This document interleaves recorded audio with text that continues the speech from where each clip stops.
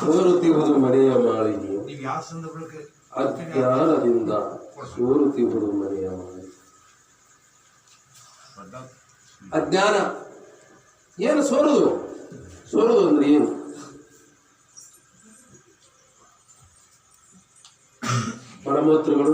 ಮಲಮೂತ್ರಗಳು ಇವು ಮಲ ಶರೀರ ಎಲ್ಲರಲ್ಲಿ ಸೋರುತ್ತಾರೆ. ಮತ್ತೆ ಸರಿಪುರು ಸೋರುತ್ತಿದ್ದೇವೆ ಸೋರುವುದಿಲ್ಲ.